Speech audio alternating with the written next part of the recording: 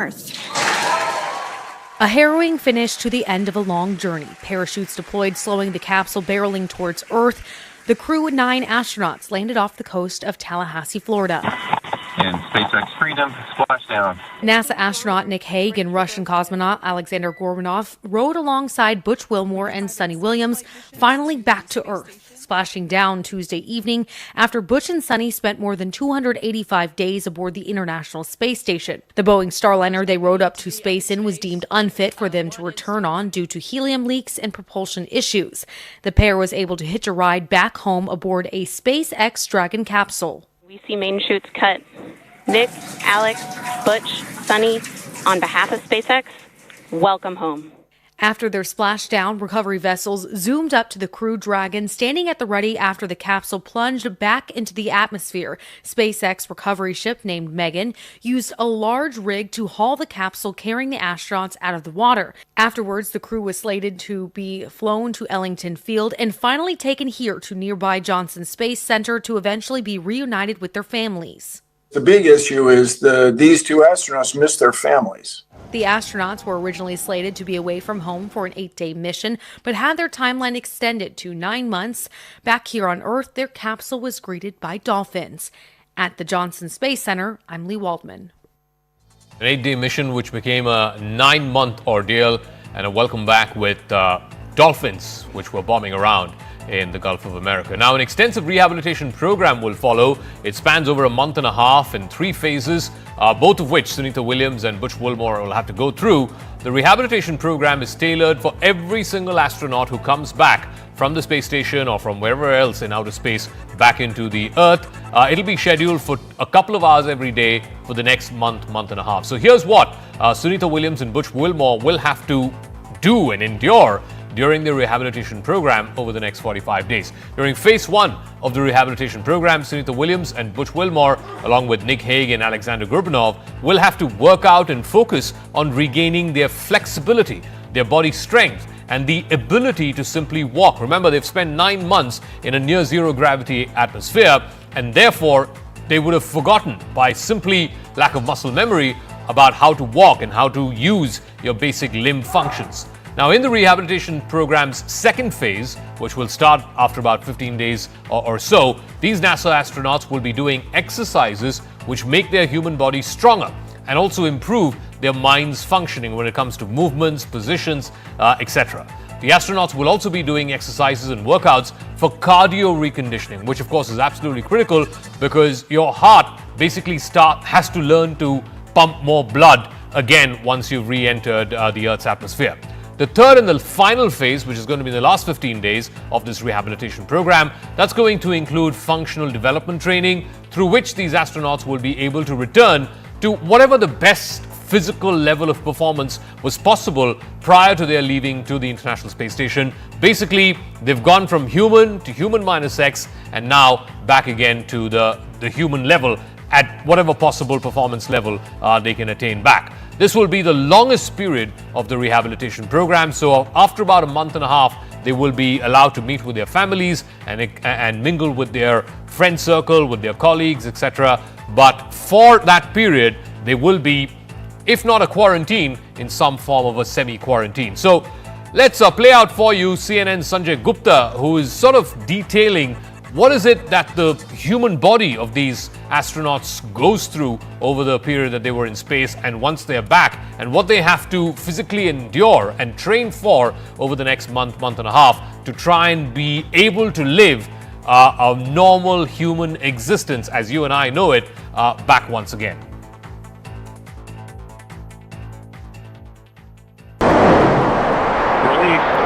It's been 286 days since astronauts Sunny Williams and Butch Wilmore have felt the pull of Earth's gravity. Gravity is really, really tough. Tough, learning to live with it, but also without it. Our bodies were really built to work in gravity. At NASA's Countermeasures Lab, exercise routines and equipment are designed to help prevent astronauts from losing bone and muscle mass while they're in space. Force is what helps our muscles get stronger. Force is what helps our bones to stay strong. Force is what helps our heart to stay strong by having to pump the blood against gravity. So when you take that force away, you all of a sudden lose a really important stimulus that's important for health. It would be the same thing as if someone was confined to a bed because they had an injury for a long time. People lose their muscle strength, they lose their bone strength. That's why astronauts spend hours each day exercising while on the space station. In fact, back in 2012, Williams even showed me how she was preparing to do a triathlon from space so that she could compete with me while I was doing a triathlon on Earth. You're going 17,500 miles an hour. Yeah, I'll be done like that. What am I saying? I'll be done way before you. So I'll base it on time. But again, we are talking about an unnatural environment for humans. When you're in space, body fluids shift from the legs to the head and upper body, as much as 2 liters of fluid. NASA says a natural reaction to this is a decrease in the total amount of blood in your blood vessels. That can result in low blood pressure or hypotension. We've even started to see how long-duration flights directly impacts the brain. Look here. You can see that the brain shifts up ever so slightly in the skull, and the fluids surrounding and protecting it expand. To, have, me being there for such a long time, they can see how that, environmental effects affect us on a genetic level and what that means to our health. Astronaut Scott Kelly knows this better than most people. He spent 340 days aboard the International Space Station for NASA's twin study. That's where they compared his physical state in space to his twin brother, Mark, back on Earth. They found that space impacted a host of things, like his eyes, his balance, his gut microbes, his cognitive abilities, and even his gene expression. But then, Touchdown. the body has to adapt again when it is thrust back to Earth. When you get back, gravity starts pulling everything to your lower extremities. The fluid that is shifting, I got a little puffy face. It's always that way when I'm in space. All that fluid is going to be pulled to my lower extremities, and it's really going to be different. Even to lift a pencil, you don't even feel a pencil when you lift it. When we get back, even to lift a pencil, we will feel the weight. And it will take time to adjust. In fact, when Kelly landed back on Earth in 2016, he was actually 2 inches taller. But then, as gravity took hold, his height, along with most of the other physical changes, did eventually go back to baseline. It took about 6 months, with the study concluding that human health can be mostly sustained for a year in space. Kelly did, however, find some benefits. When I got back on my previous flight, I was getting a massage at one of these massage envy places. And the lady goes, you have the softest feet I've ever felt in my life. And she did not know I was in space. And I was like, thank you. I'm very proud of them. Dr. Sanjay Gupta, CNN, reporting. Calling Sunita Williams a trailblazer and an icon, Prime Minister Narendra Modi welcomed her and her fellow astronaut Butch Wilmore back to Earth in a heartfelt post on social media. Prime Minister Modi lauded the great courage and the boundless human spirit of both Sunita Williams and Butch Wilmore. This tribute becomes more special since Sunita Williams her family has her roots in Gujarat, in the Prime Minister's home state. Sunita Williams' father and her grandparents hail from a tiny village called Jhulasan in Gujarat. Sunita Williams has visited Jhulasan 3 times after her space missions. She had donated funds to a local school there once during her previous visit. Sunita's father, Deepak Pandya, was a neuroscientist who migrated to the United States in 1957. Her extended family still lives in Gujarat and were overjoyed when they saw the pictures of their favorite daughter return home today. तक वो नीचे आई और उसको हमने देखा तभी हमको संतोष हुआ था. बाकी तो सारा दिन 9 महीना और 13 दिन पूरे टेंशन में बीता है. मैं सच बताऊं, सब लोग खाते हैं, सब लोग हंसते हैं, पर मन तो बहुत सुनीता में ही रहता था. सुनीता तो बहुत निडर थी. जब ऊपर थी वो बात करती थी. There was no nervousness or anxiety. It was just pure joy and gratitude and fascination. So I actually did the mannat in my mind that I will come to the temple after everything is, goes well. And I had come to the temple. So that's Falguni Pandya, who is a cousin sister of Sunita Williams, having a puja at her home in New York, celebrating the return of her sister. I want to go across to Jonathan Levy, who is a space commentator who's now joining us. I'm sure, Mr. Levy, you, like millions of all of us, watched these pictures early morning, London time. What was your first reaction when you saw that space vehicle, that shuttle, make its way back and fall into the Gulf of America? What was your first reaction when you saw that? Yeah, it was an incredible moment. If you think they were traveling at over 17,000 miles per hour, and then right at the final moments before the splashdown, it was almost like they were stationary in the sky, coming down so slowly into that glassy sea, a most perfect return. And then to be surrounded by dolphins as they bobbed up and down in the water. It was the end to a remarkable mission, which is really credit to the astronauts. So, here's the thing. They were supposed to be there on an 8-day mission. That 8-day mission became 286 days. They got stuck there for 9 months and a little more. What are the lessons that can be drawn from this entire space ordeal that Sunita Williams and Butch Wilmore had to endure? Well, they're Navy pilots, and they were test pilots essentially on a new capsule. And I guess with technology, things can go wrong, and they're prepared for that. Thankfully, it wasn't life-threatening, but they decided that because of questions over the thrusters and helium links, that it wasn't safe for them to return. So they ended up joining in the crew of the space station. And thankfully, they had a very fruitful time. And as other astronauts have said to me, which astronaut wouldn't want the chance to stay a bit longer in space, even though their families would have wanted them home sooner? So now the question is, and now the focus really is, what happens next? Will they be isolated? Is there going to be a quarantine or a semi-quarantine of some form? What's the kind of medical rehabilitation that they'll have to go through, and for how long? What is it that their bodies have missed for the last 9 months that they were out of the Earth's sort of gravity field and now are back?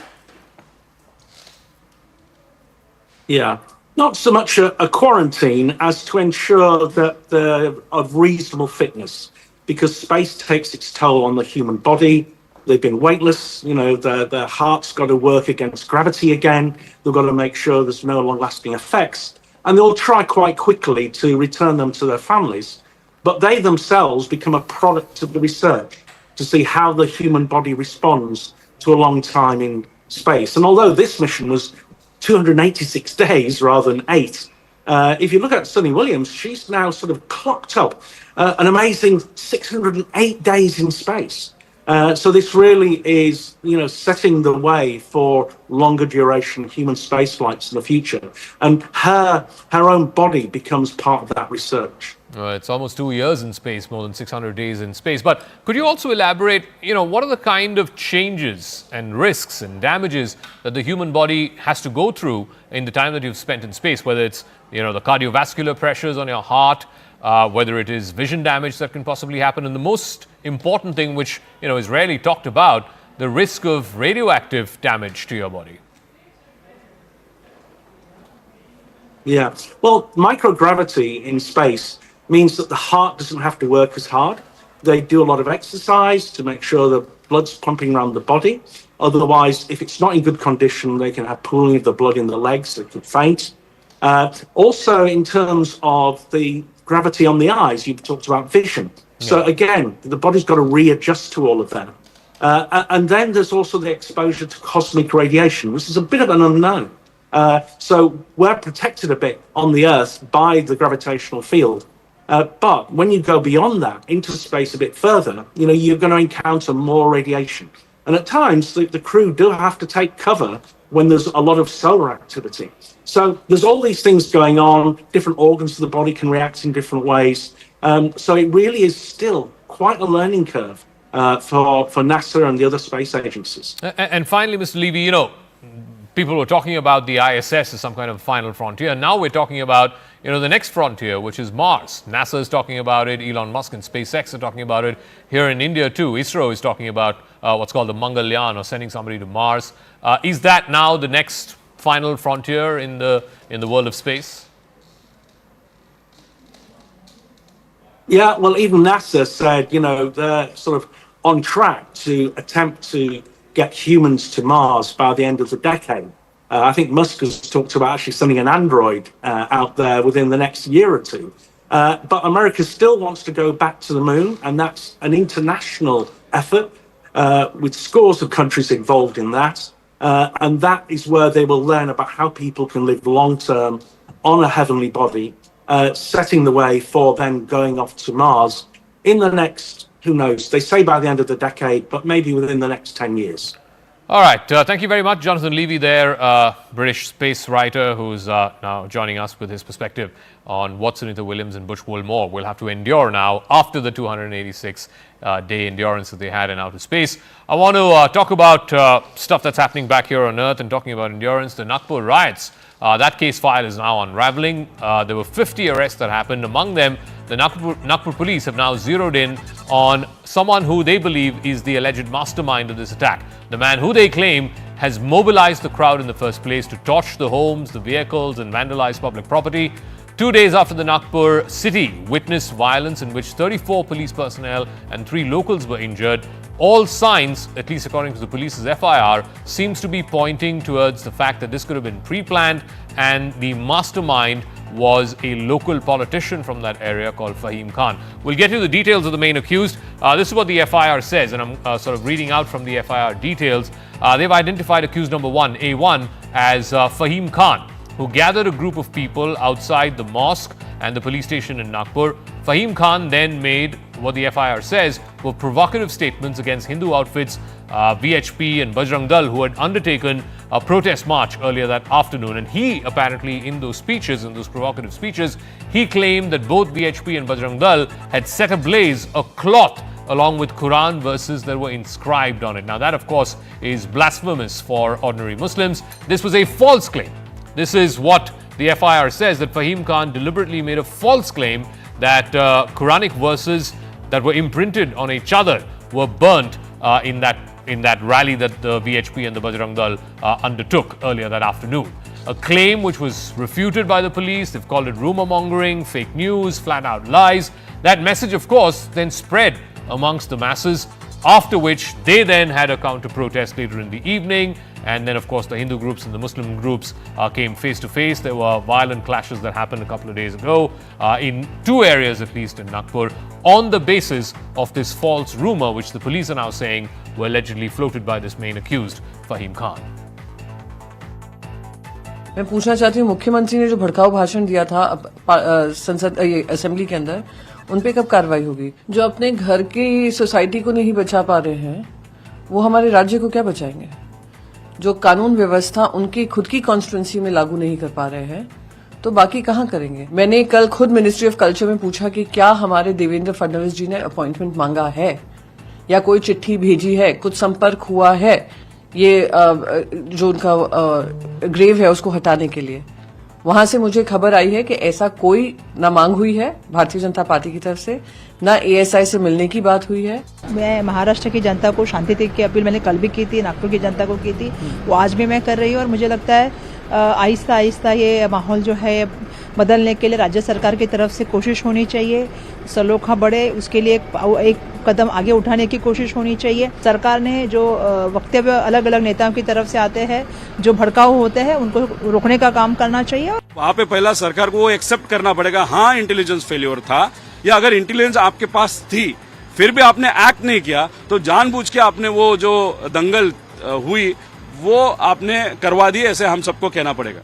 So yesterday, speaking in the Assembly, Maharashtra Chief Minister Devendra Fadnavis said that the attack was a pre-planned conspiracy. Now there's a political link that is emerging to the main accused, Fahim Khan. Here's why the state government, the police there believe that the March 17 violence did not appear to be a spur-of-the-moment event. Now the FIR names 51 people and over 500 others have been mentioned as well. How was it possible to accumulate such a huge crowd in such large numbers and in almost no time? The FIR also mentions that the stones from the metro sites, there's some metro construction that's underway around the area where this violence ensued. Those stones from those metro sites, those construction sites, were used by the mob for pelting stones. Some of those videos have made the rounds of social media. They show trucks full of stones in the violence hit area. There's also eyewitness accounts, including from some of those police personnel who were injured, who say that stones were thrown from rooftops of buildings around that area where the violence happened.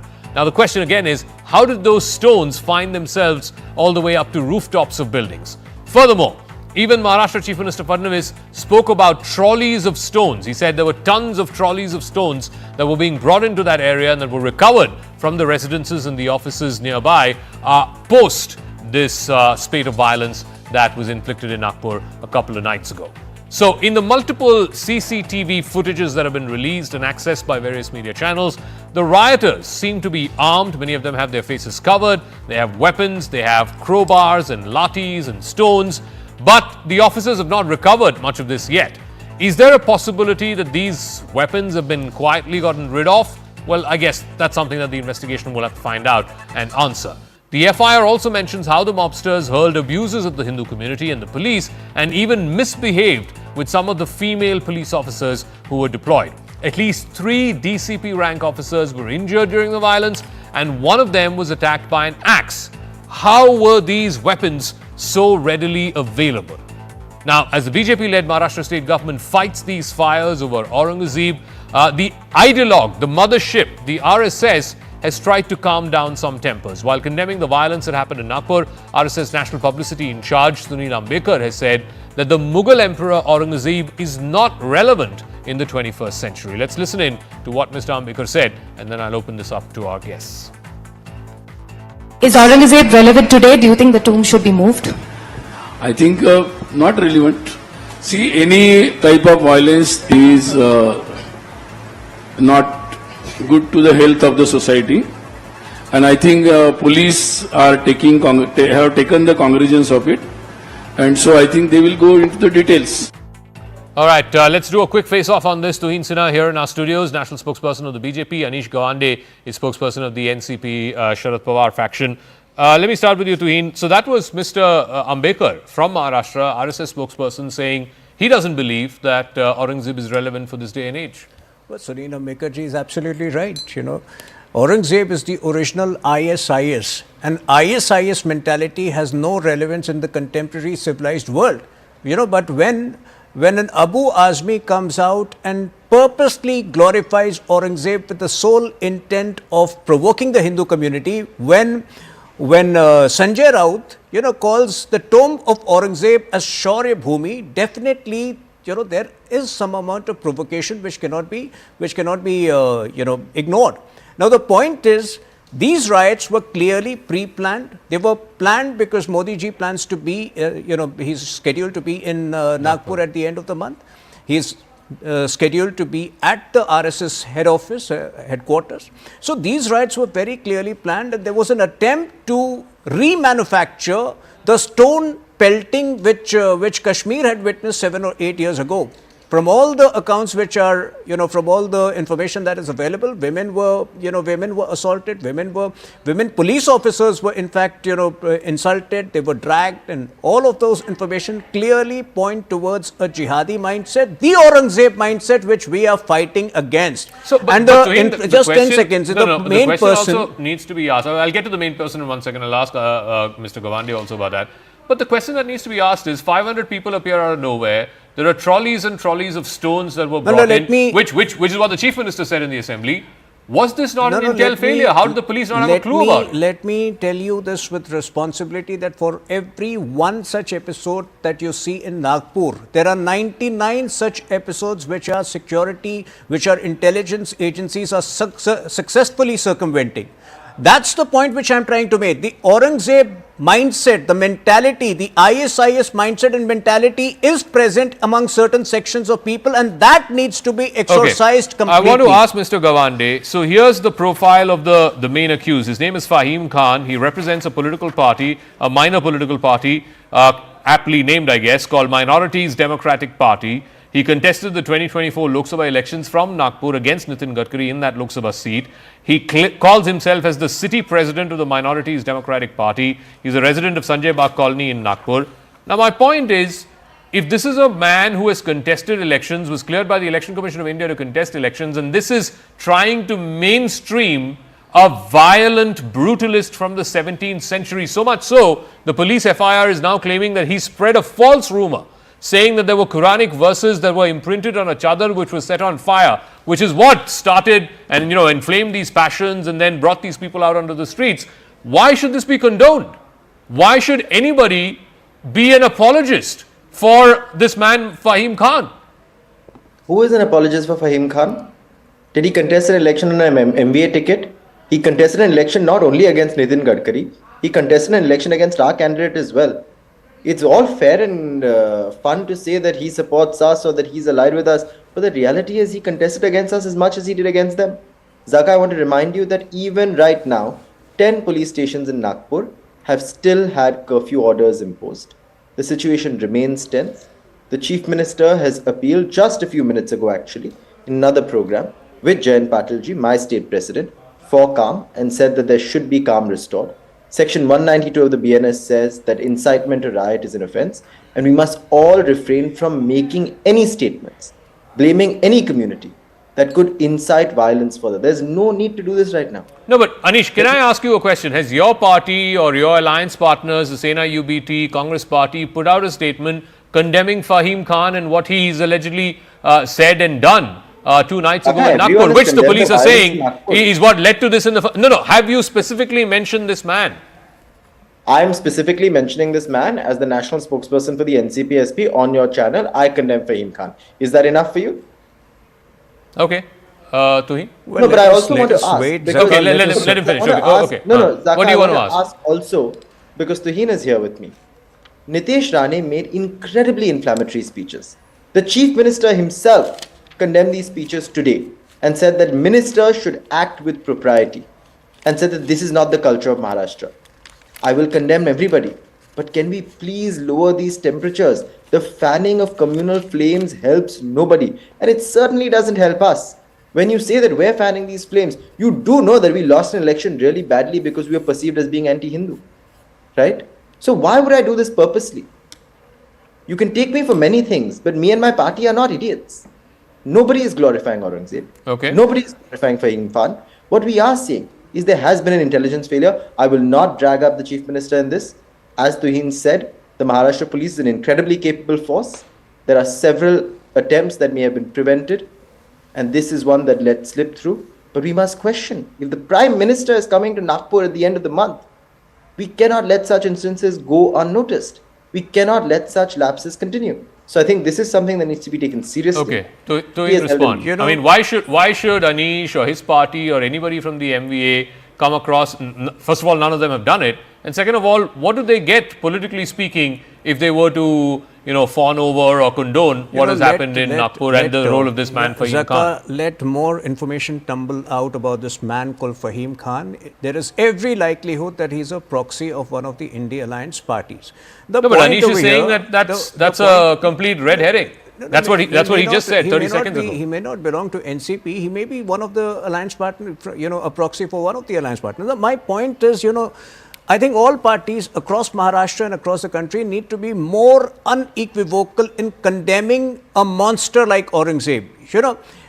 The point is, even in countries like France, in Germany, in Austria, now by way of legislation, you cannot glorify the sins of Hitler. Then how in a country like India you have people who always are ready to to be an apologist for Aurangzeb? I think there is a larger point over here, and all of these parties need to take an unequivocal stand. Who are these apologists? Is Mr. Pawar an apologist? I just named Is Mr. Uddhav Thackeray an apologist? Who are these apologists you're talking about? Sanjay Raut, one of the senior most leaders of UBT, on the morning of which, on the night, barely 12 hours before the riots broke out, Sanjay Raut used the sentence, the tomb is a Shaurya Bhumi.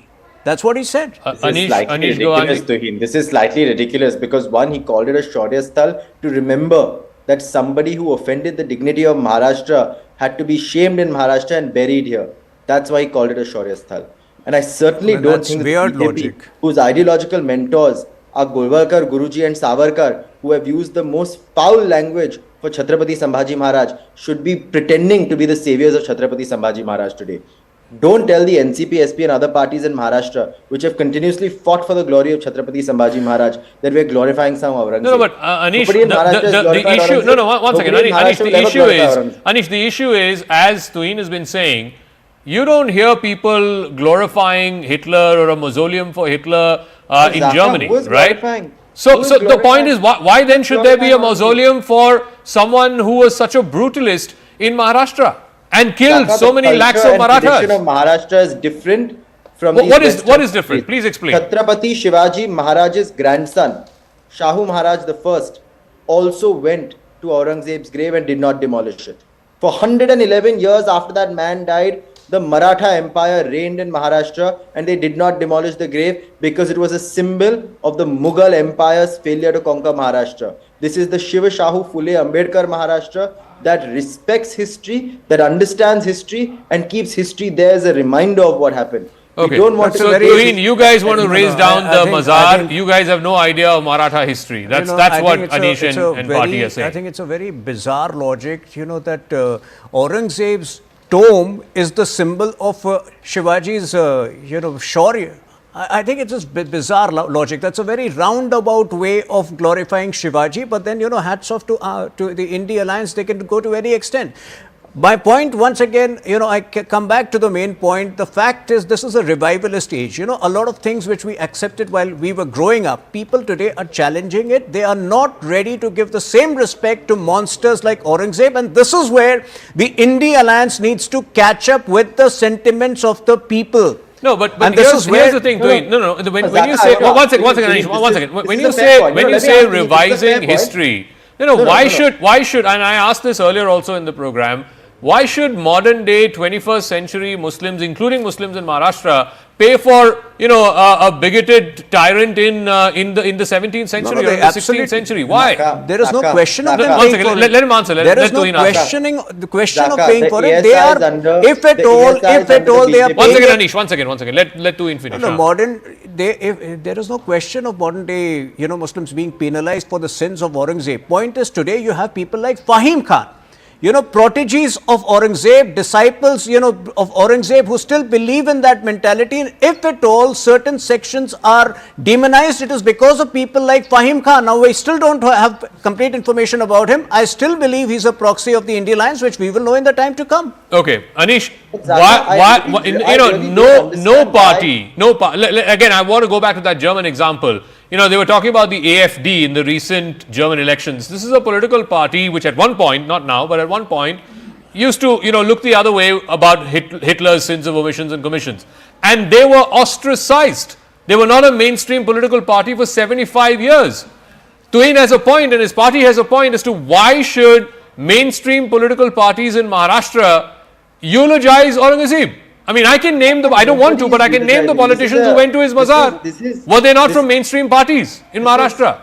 Where are you drawing this eulogizing from? Firstly, the fact that Abu Azmi makes that speech about Aurangzeb the same day that Dhananjay Munde is fired is suspicious. The fact that Devendra Fadnavis ji riles up this controversy the same day that they can't increase the Ladki Bahin payout from 1500 to 2001. Anish, all of those I take. All of those I take. But Anish, have not mainstream politicians from mainstream parties gone to the Mazar of Aurangzeb? Please tell me yes or no.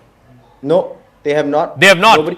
Our firm political position has been the ASI is under you, the state government is under you, the central government is under you. Remove the grave tomorrow. 3 weeks you've been doing this tamasha for what? The RSS has said. There is a party called the AIMIM, which, if I remember correctly, used to have an MLA. Used to have an MLA in the Maharashtra Assembly. Even Akbaruddin Owaisi went to the Mazar of Aurangzeb. Why should such a party, or any party for that matter, this man Fahim Khan comes from a party called Minorities Democratic Party. I have not heard of them, but he apparently contested the 2024 Lok Sabha election. Why should he be allowed to? Zaka, is Jayant Patil the Home Minister of Maharashtra? No, he's not. Is my party holding the Chief Minister's chair? No, do I have you're any not. ability to do anything against any of these people? No, I asked Tuhin those questions. Obviously, they are in government, they have to do it. I have asked him that. What more do you need me to do? No. The reality is that this is a distraction. Okay. There's no reason to be talking about Aurangzeb like the RSS said. All right. And I want to say one thing. The respect for Chhatrapati Shivaji Maharaj is such that you don't respect the fact that his grandson also went to that grave. Okay, I got to leave it at that. Anish Gawande, Tuhin Sinha. No, I'm completely out of time. We've hit the half-hour mark on the show. So let me move on to some international stories. A 2.5-hour phone call between US President Donald Trump and Russian President Vladimir Putin resulted in a halt on attacks in Ukraine on energy infrastructure, both Russian energy infrastructure as well as Ukrainian energy matrix. But there is no immediate commitment to a full-fledged 30-day ceasefire as the American officials and the Ukrainian officials had agreed to in Jeddah, Saudi Arabia last week. Ukrainian President Volodymyr Zelensky is expected to speak with the President Donald Trump sometime in the next few hours to try and end this impasse. But the big question is, after 2.5 hours of that phone call, all that the United States and Donald Trump managed to extract from Vladimir Putin was a very mild concession on no attacks on energy infrastructure. Putin did not agree to the 30-day ceasefire that was unilaterally agreed upon by the Americans and by the Ukrainians, but Putin did not bite. So the question is, did Donald Trump underestimate Putin? And did he overplay his own hand? IT Code. Russian President Vladimir Putin agreed for the very first time on Tuesday to a limited ceasefire that would stop the strikes on energy infrastructure in Ukraine. In a 2.5-hour phone call that he had with US President Donald Trump, the Russian leader, though, declined, at least not for now, to a broader 30-day halt in the fighting, which both the American and Ukrainian officials had proposed.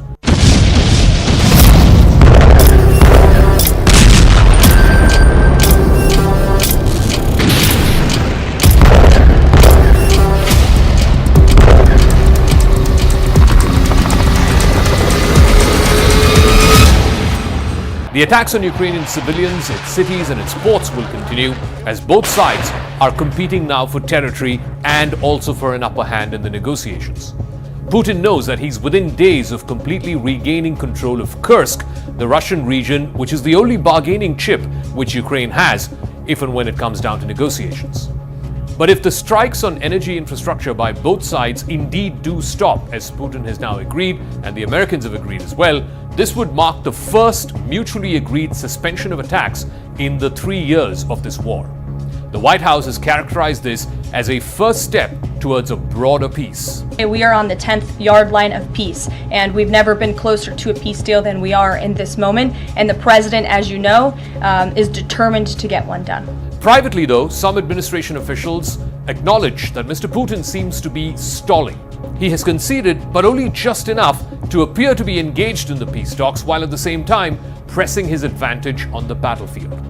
A ceasefire for energy targets would benefit Ukraine, no doubt about it. It has struggled for years with Russia's repeated attacks on Ukraine's energy grid, but it would also come as a big relief to the Kremlin, because Ukraine too has been conducting extensive strikes on Russian oil and gas facilities, many of them deep inside the Russian heartland, and that has jeopardized Moscow's most crucial stream of state revenues.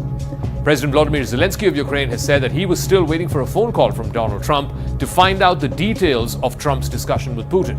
He said he was open to a ceasefire on strikes targeting energy infrastructure, but he wanted more. Ми відносимось зі скепсисом з точки зору довіри к русским.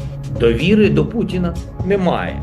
Тому я й кажу, треба зрозуміти, як технічно це буде відбуватись, щоб це не залежало тільки від їх бажань. Ось і все. The American and Russian accounts of the call that lasted for well over 2.5 hours displayed the gulf that remains still between Moscow and Washington. Putin insists that a long-lasting peace depends entirely on a complete cessation, a complete halt of all foreign military and intelligence aid to Kyiv.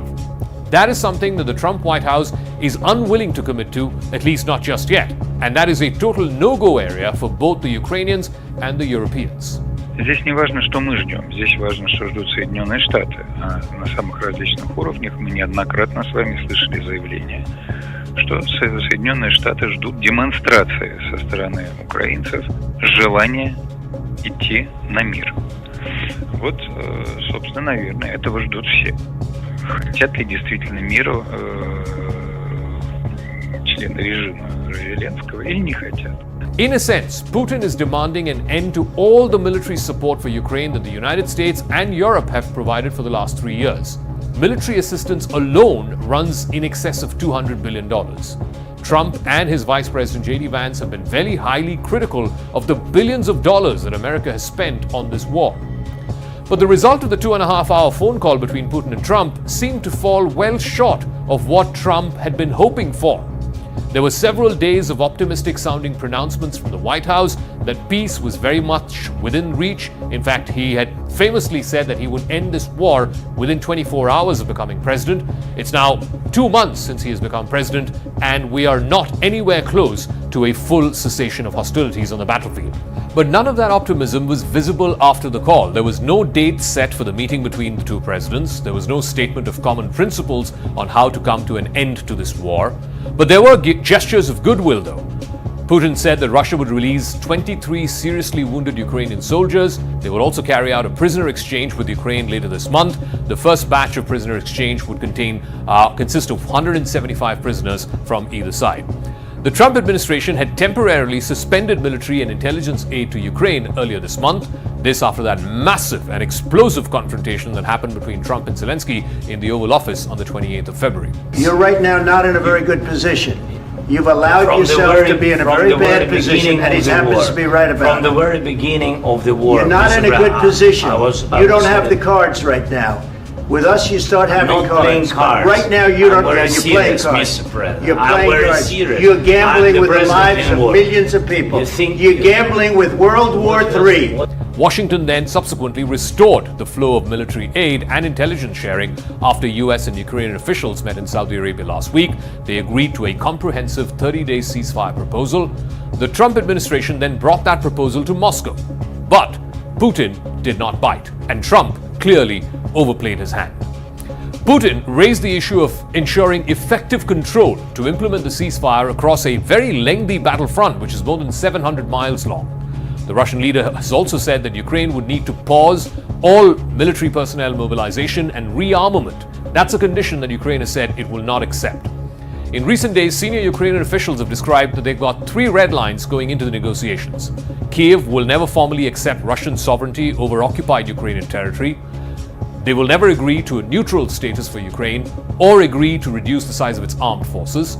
The Ukrainians were also insistent that they must obtain security guarantees as part of any settlement. None of this seems to have been agreed to in the 2.5-hour-long conversation between Trump and Putin. Peace in Ukraine remains just as elusive as ever.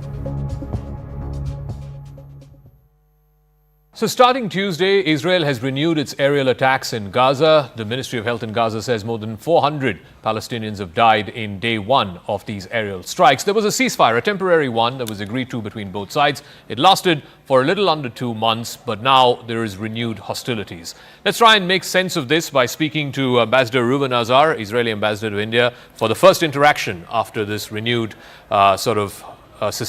increase of hostilities. First of all, Ambassador, please tell our viewers why are we seeing renewed hostilities? Why are we seeing these air attacks again after about 6 to 8 weeks of a ceasefire? Thank you, Zaka. It's good to be back. We basically were left with no choice. We tried to negotiate a continuation of the ceasefire. The Americans came with proposals. We accepted them. Unfortunately, Hamas has rejected them multiple times. And we were having too much of a longer period without our hostages. We had no choice but to renew military pressure. And we actually took the opportunity to take out very senior terrorists of the Hamas organization. And we're going to continue until either they come back to the table, release hostages, agree to surrender power in the Gaza Strip, or we will continue pressure.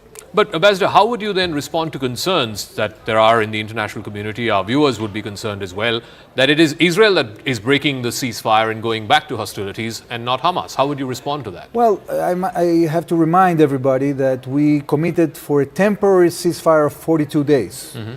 When these 42 days ended, we gave a prolongation and tried to get to a prolonged ceasefire in return for hostages. Hamas basically refused to the proposals of envoy Witkoff. We have to make clear, look, if we are really concerned about the Palestinian population, we have to get hope for these people. Hope will come with reconstruction, with aid, when Hamas is not there, because nobody in the international community is going to agree to, assist the Gaza Strip while this terrorist organization is holding its grip there. And let's remember how they are doing this. They are basically sequestrating the aid that is coming in and using it, selling it to the population in order to earn their living out of it.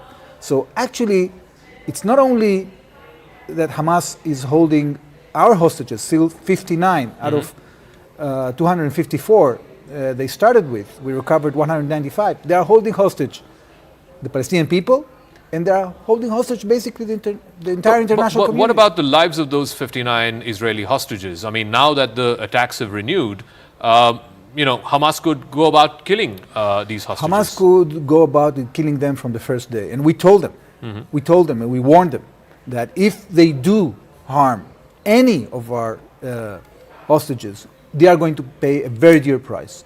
For them, the hostages are important because they want to extort concessions out of us. But we are not going to agree to surrender to terrorism by relinquishing our request and our policy of getting the Gaza Strip out of Hamas government. We have to create a situation in which we get back to decency, living in peace with our neighbors. This cannot happen when you have a radical organization that is controlling the Gaza Strip. So the question also would be then, you had this 15, 16 months of this war now. The stated objective was to destroy Hamas. That has not been achieved yet? Well, we have decimated very, very forcefully most of the military capabilities of Hamas. So they are no longer capable of, firing thousands of rockets at Israel. They don't have the army they had before. Okay. What they have done is that basically they took out their uniform, they blended into the population, and they are waiting us out. They're trying to say, okay, we are going to continue trying to extort concessions in order to stay in power. So this is impossible. So either we achieve our objectives diplomatically, namely bringing our hostages and making sure that Hamas cannot rearm and regroup and remain the government there, or we'll have to achieve it militarily. So what is Israel's plan then for a post-Hamas Gaza? I mean, are you floating any plans out there to the Americans or to the Qataris or to anyone else? There have been conversations for months with different stakeholders, mainly the Americans, but also others. And what we want to create is a situation in which we can build on cooperation with the local population, with families, with companies that are willing to take the burden. They are terrorized by Hamas. So anybody so far that tried to create a challenge or create an alternative authority of Hamas was actually liquidated by Hamas in a very brutal way. So we are left with no choice. Either they agree to leave, at least the top brass of Hamas, to leave Gaza, and we are willing to secure that, or that we will have to continue doing what we do. But the top brass of Hamas has already been eliminated, a large number of them. Daif has been eliminated, Ismail Haniyeh has been eliminated. Right. How many more are you going to eliminate to get to the point where you can say, okay, now we can stop the war? Right. So, look, the tactic of the IDF so far has been raiding into the Gaza Strip. We might get to a situation in which we have no choice but taking the territory permanently, okay?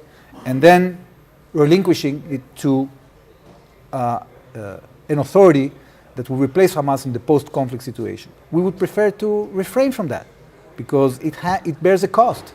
We are also aware of the tragic costs of this conflict, not only for Israel, also for the Palestinian people. So we are doing the minimum that we can in order to reduce the necessity to use military force. But here, really, Hamas is leaving us without any choice.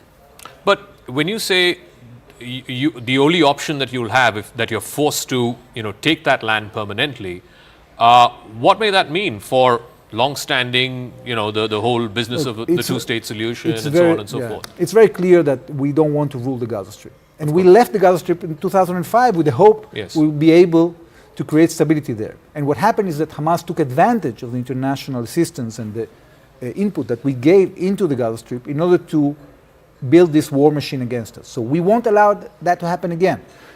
That means that we might need to enter into the Gaza Strip, take over the Gaza Strip in entirety, and then after it is cleaned from Hamas, then the entire international community can come and play a role. We won't stay there forever. But would that also involve what President Trump calls making Gaza into the Riviera of the Middle East, no right to return for the Palestinians, or is that something different that you envisage? Look, I think that what the Trump brings is new thinking, okay? We've seen what came out from the Arab League last week.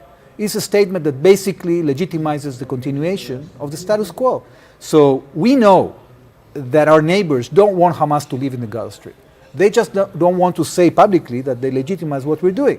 But nobody in our neighborhood, neither the Jordanians, the Egyptians, the Gulf countries, they want to see Hamas staying there.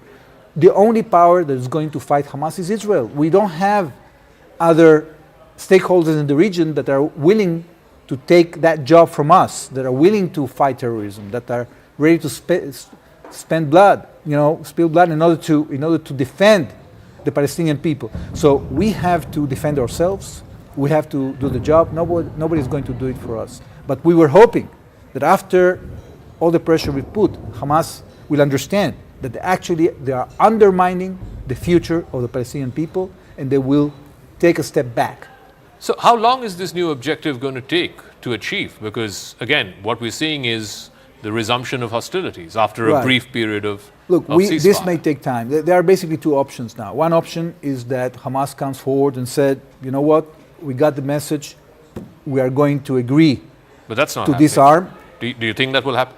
Well, this might happen at some point. It depends. Look, we have achieved some major achievements here. While we have been decimating the military capability of Hamas, we've been able to bring back 195 hostages.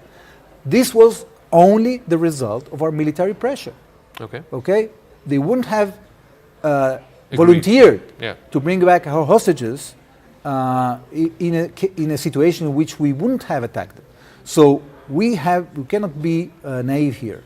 We might need to use more force. We don't know how much is going to be necessitated, but if we are left with no choice and they are not going to get a step back, you might see a situation in which this military operation will be prolonged and Israel will have to take back territory. Okay. We will leave it at that. Thank you very much, Ambassador Azar, for joining us. Ambassador Reuben Azar from Israel giving us his justification or his perspective, let's say, for why there's been renewed hostilities now between Israel and Hamas. And of course, the big headline that he shared with us as well, that if Hamas does not come forth and say that they want to put an end to these hostilities, then Israel will have no option but to perhaps go in and take and hold territory, even if it is for a brief period of time, before Hamas can be flushed out.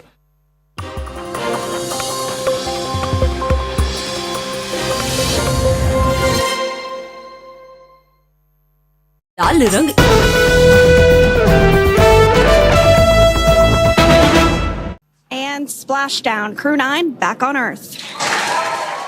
A harrowing finish to the end of a long journey. Parachutes deployed, slowing the capsule barreling towards Earth. The Crew 9 astronauts landed off the coast of Tallahassee, Florida.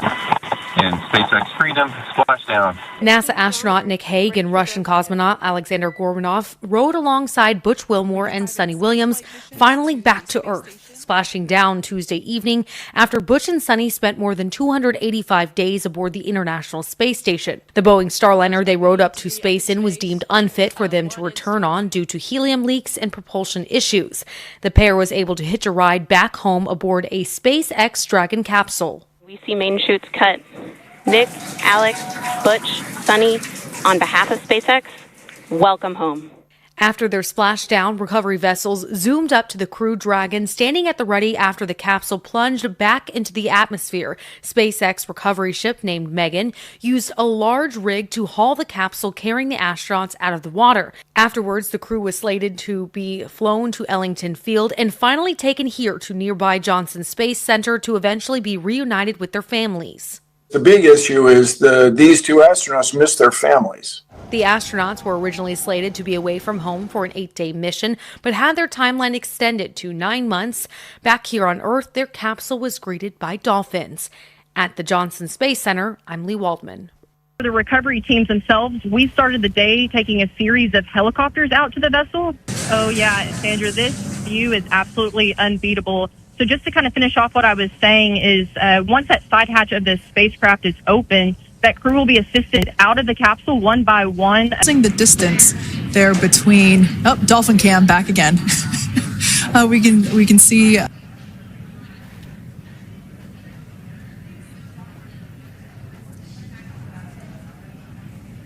So once securely on. Welcome aboard the recovery vessel. Recovery personnel are completing final checks.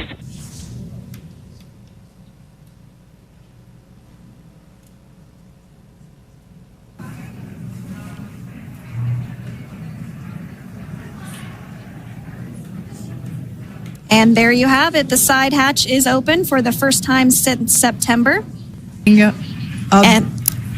And there we do see Crew 9, some happy waves, smiles all around back on Earth. Oh, looks like we're getting our next crew member here. That is none other than Sunny Williams. Big smile, big waves. She, like her other crew members, now will be assisted onto the mobility aid.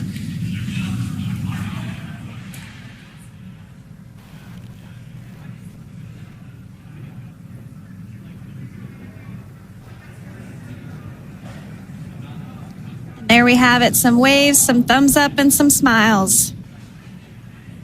We're getting some views of him now as he egresses or exits the spacecraft.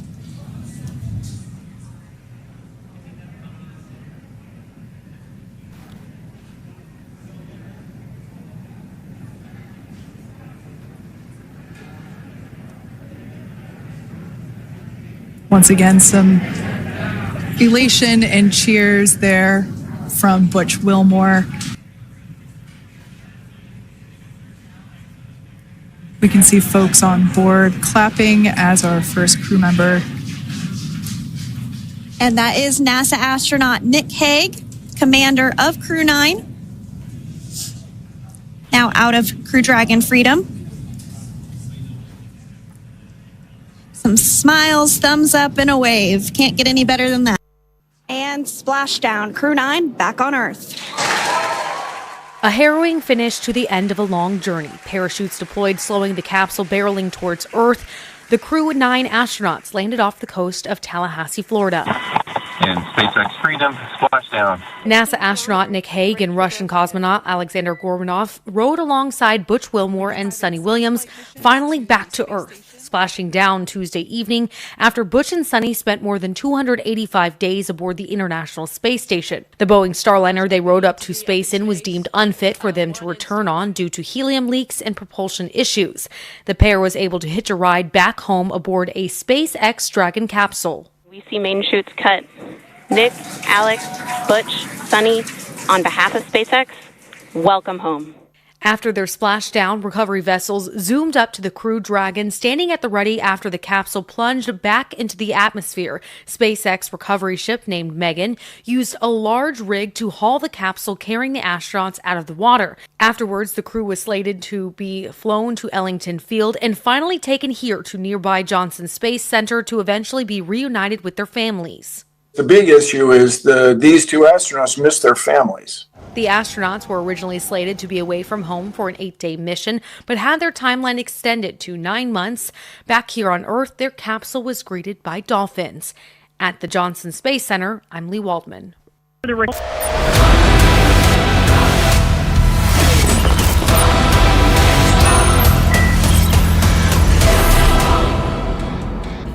Viewers, whether it is stone pelting upon Ram Navami processions, or attacks on cricket fans celebrating India's wins, or clashes over a court-mandated ASI survey, an ecosystem in this country, viewers, an ecosystem in this country will always find someone to blame. Oh, Hindus shouldn't have gone past a mosque. oh, Hindus are othering Muslims by protesting against the Placer Worship Act. Or, oh, Muslims will naturally react if Parliament passes the Waqf Amendment Bill.